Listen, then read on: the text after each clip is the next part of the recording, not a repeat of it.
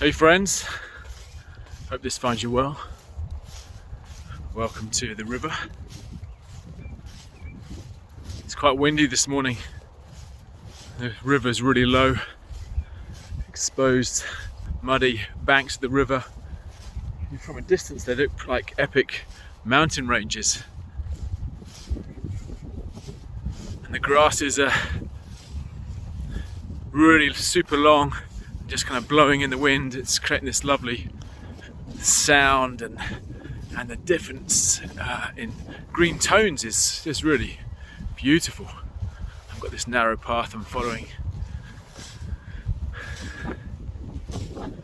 It's a good morning.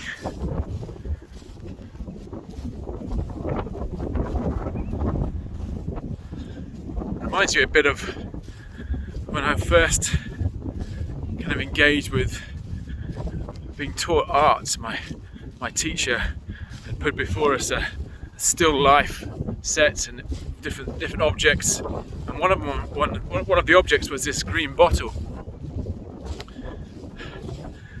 And the teacher was getting very enthusiastic about the different things you could pick up on as you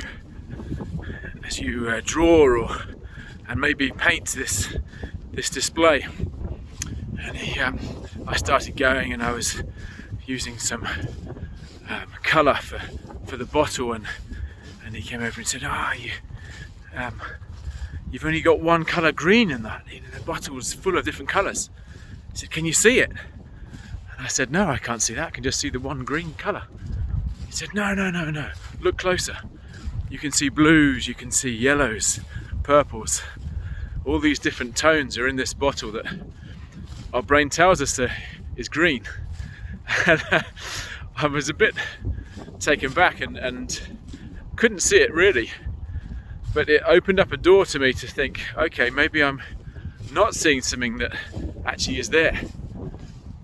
So the more I noticed as I studied this still life piece, the more I could see these nuances of tone, whereas before I just overlooked them and not really noticed and just saw one tone, or didn't see a reflection, or just hadn't really taken notice. I couldn't see the same way as somebody that was practiced in that way could see.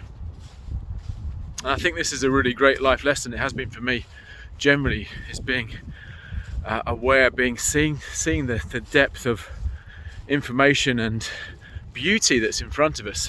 It doesn't have to be just with art. It can be all manner of things. I mean, even in our physicality, when we run, are we aware of our foot position? This subtle kind of information that's being sent to our brain, our arms. What's the tension and relaxation throughout our muscles? We can turn on those sensors to be aware of that, not in a super distracting way, although to start with it may feel that, but after time you notice, and it doesn't consume effort to notice. It becomes normal. It opens up a whole world to improve your technique in running or in art, and improve your artistry, your painting, all manner of things. Even how we perceive certain situations. Do we see them as purely a bad situation or painful situation, or as an opportunity to grow, opportunity to learn? Back to the physicality. When we exercise and we're sore the next few days, do we see that soreness as a negative thing? Do we say, oh, it's not pleasant, this soreness, it's not helpful? Or do we see it as confirmation that we're going to get stronger, confirmation that we're going to get faster, more powerful, more flexible, whatever it is we're training for? What we notice can have different meanings. So I'd encourage you to consider that, and maybe start today, whatever your hand is set to.